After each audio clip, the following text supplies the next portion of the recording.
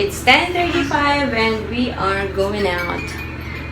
I'm hungry and wala na kaming bread and I'm lazy to cook pancake. So we're gonna go to the hawker and buy siopaw. And then we're gonna go to the playground na din para isang pawisan na lang. Tapos mamayang hapon. Ewan ko, hindi ko promise na hindi kami lalabas pero pag nag-playground kami, maliligo na itong mga to eh. So yes, let's do this. I'm hungry. Good morning. Happy Wednesday. Today is the day that I'm officially, no. I am a single mom. Okay? For one whole freaking day. Let's do this. Yes. Solong-solo niya ang playground. Tao. Hi.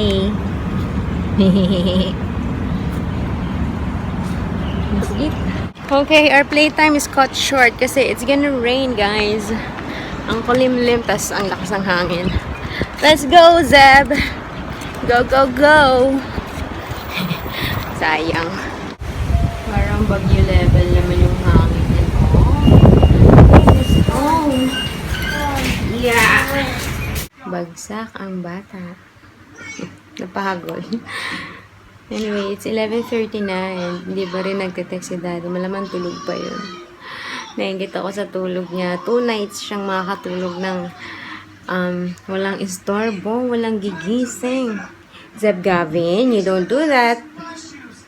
Anyways, panira tong ulan sa plano kasi tinatamad na nga ako magluto. May natirang sinigang pero ko, enough lang for this too. Yung kanin hindi sa amin. Hindi kasya sa amin. So, dapat pwede sa kanila. Pero pag kumain ako, kukulang. So, dapat plano ko. Bibili na lang din ako ng food. Doon yung salted egg chicken churba. Although kanina sarado pa eh. Maaga pa kasi. So, hindi rin ako nakabili. Kaya pipilitan pa akong magluto at mag-prepare. Pero hindi ko alam eh. Or magpa-deliver na lang kaya ako. For me. Kasi sila may food naman na. Tignan natin. I'm so lazy. Where's Kuya? Uh-oh. Uh-oh. Uh-oh. Where are you? Somebody's up. Hi, Zach. Uy. Uy. Isaac!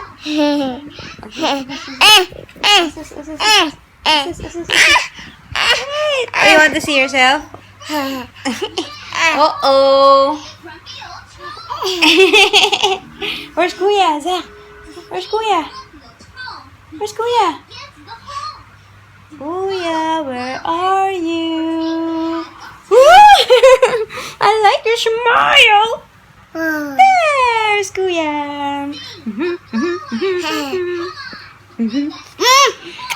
Mag-aalas 12 na and I'm gonna prepare the food of my bosses. My bosses! Kakain na kaya? You want to eat na? You want to eat, Zeb? Tatlong siopaw yung kinain namin kanina. Usog. Anyways, yeah. Tinatamad talaga ako, guys. Sobrang tamad. Gagawin ko. Kahit yung the thought of magpa-deliver, pero hindi ko pa magawa kasi busog pa ako ngayon. Pero, ayun na nga, pag magpa-deliver, 1 oras, depende. Ano gagawin ko? Hi, guys. So, kain na ako. Kahit hindi pa ako ganun kagutom. Hindi kasi naubos na ng mga alaga ko itong pagkain dahil feeling ko busog pa rin sila.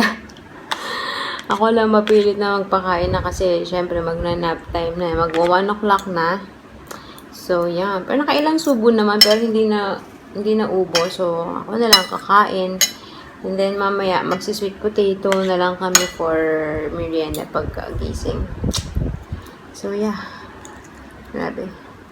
Kakainom ko rin to kasi bumili kami ng ice Milo, ng ice lemon tea. Hindi mo ko nainom, kaya parang busog pa ako. Wala pa rin text from daddy, so tulog pa rin yun for sure. But yeah, my day is going good so far. Kagabi, the sleep, wala namang breakdown.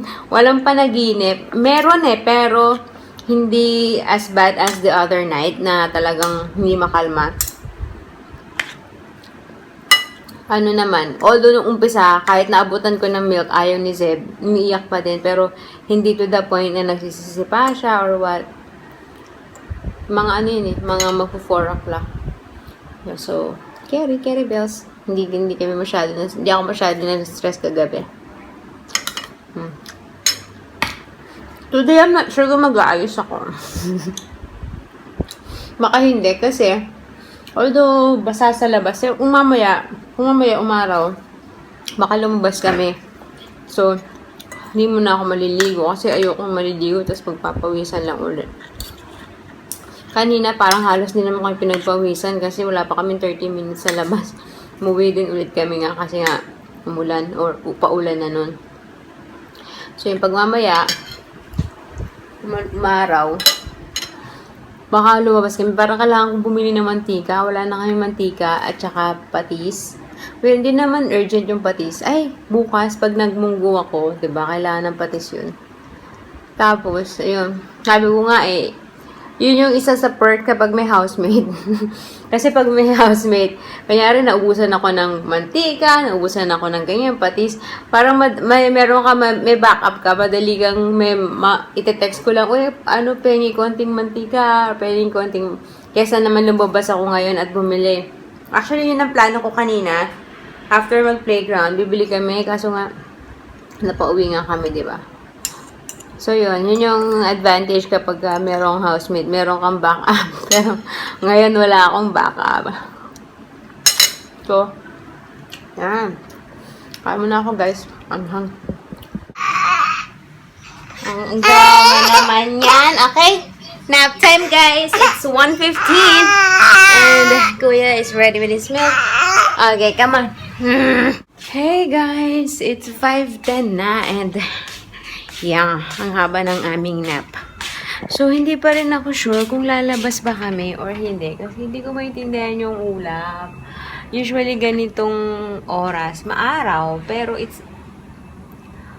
hindi siya maaraw, hindi rin siya makulimlim. So, parang, kaso na naman ako. Kasi, bala kong pumunta dun sa East Coast, doon sa may beach. Tapos, diba yung pinuntahan naming, kailan ba yun? Last weekend, yung pinuntahan naming playground na malaki. And, yung McDonald's na bago, yung malaki, yung may mga salad bar and blah, blah, blah. Tapos, ayun, kaso nga baka, abuti kami ng ulan, medyo mahabang lakad yun. Yun lang. Kasi sabi ko, sakto na din. Parang yun na yung dinner ko. Tapos, sa kanila itong sinigang. 4 na beses in a row ang sinigang. Baka pwede rin gawan ko ng scrambled egg. We'll see. Pero, ayun. Ano ba, guys? Natakot ako. Baka pag inabot kami ng ulan, wala kaming masilungan or whatever. Anyways, I like yung nap ngayon ni Zep. Or recently it's been good na pag nap time. Pag wala siyang objection pag in-off ko yung TV, go. Even sa gabi.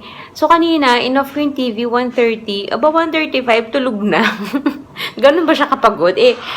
Sobrang saglit nga lang namin naglaro sa playground or siya. The best. Tapos, nagising siya magpo 4:30, almost 3 hours na nap. Ako din, nagising ako mga 4 or something. Nauna si Zach as usual.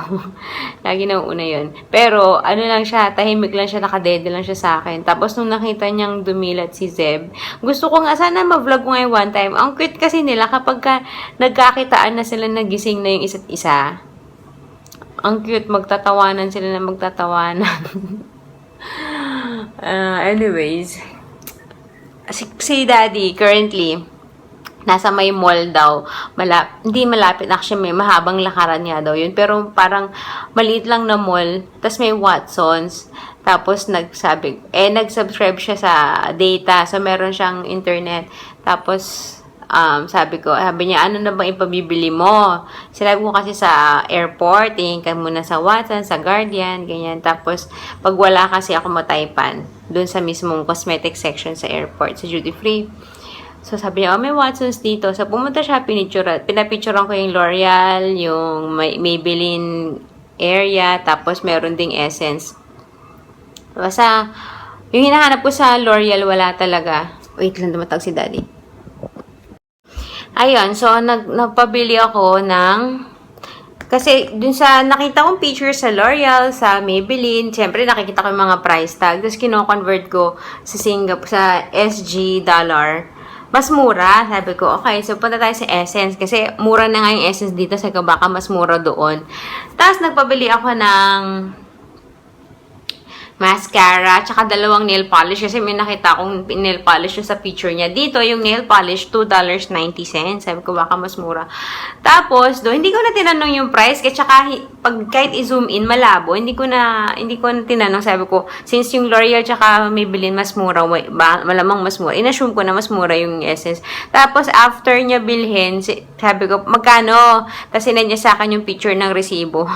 Tapos, mas mahal.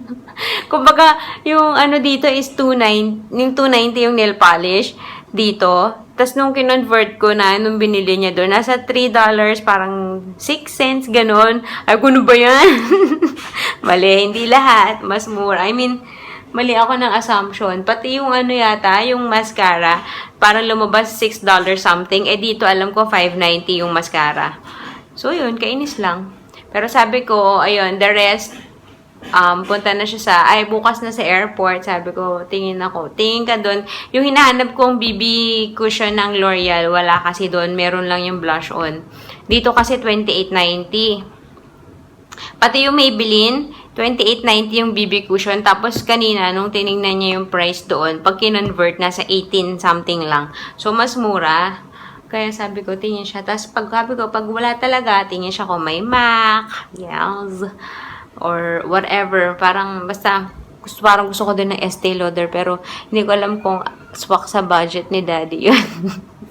Anyway, so, ano ba, lalabas ba kami or what? Kasi kung lalabas kami, kung hindi kami lalabas, gagawa sana ako ng sweet potato. Kung lalabas kami, doon na kami bibili ng kakainin or ng meriendahin. I'm so torn. Anyway, let's see. So, yes. Obviously, hindi na kami lumabas kasi I didn't want to risk it. Baka abutan kami ng ulan or something. May parang konting kulog-kulog akong narinig kanina. So, yeah. Kumain na lang kami ng sweet potato puff. And then, actually, ubos na siya. Ngayon, kailangan kong magluluto ako ng pork belly for me. That's my dinner. And then, may chicken fingers si si Zeb, binili ni Daddy.